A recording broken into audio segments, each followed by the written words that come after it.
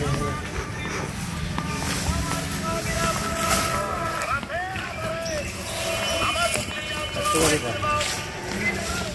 আলাইকুম স্যার। ওয়ালাইকুম আসসালাম। স্যার এইখানে দেখছি অনেকগুলো খেজুর গাছ, এখন খেজুর গাছ তো প্রায় বিলুপ্তির পথে, তাই এইখানে যে এতগুলো খেজুর গাছ আছে সেই খেজুর গাছ সম্পর্কে এখন কিছু বলেন। আসসালামু আলাইকুম। আমার খুব আনন্দ লাগছে যে আমরা সেই পুরাতন ঐতিহ্য খেজুর গাছ, অতীতকালে আমরা সামান্যতেই পেয়ে যেতাম খেজুরের রসের যে পিঠা আর খেজুরের রসের যে আমরা জিলাপিও খাইছি। এখন তো খেজুরের রস দুষ্প্রাপ্য একটা জিনিস, একটা মনে হতো না সোনা হরিণ পাওয়ার মতো।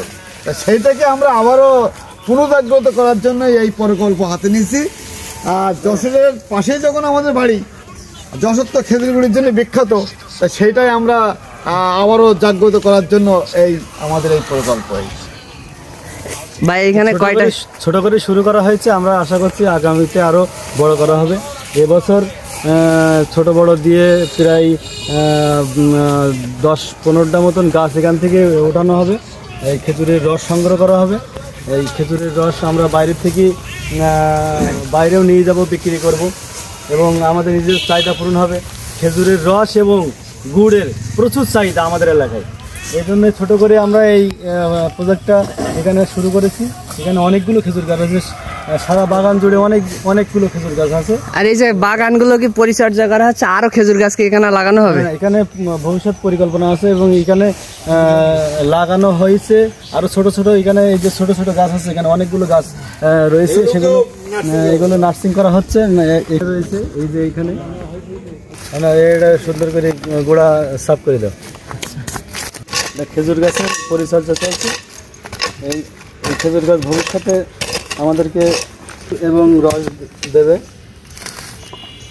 রস থেকে আমরা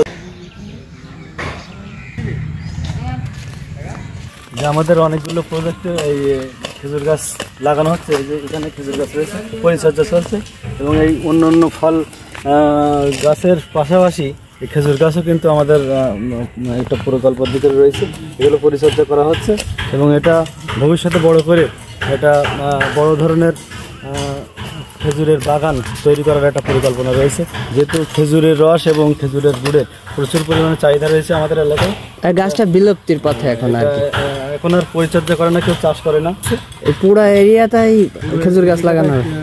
আম গাছের পাশাপাশি এখানে আম গাছের একটা বড় প্রজেক্ট রয়েছে। আম গাছের পাশাপাশি খেজুর গাছও আমরা এখানে পরিচর্যা করব বলে আশা করছি।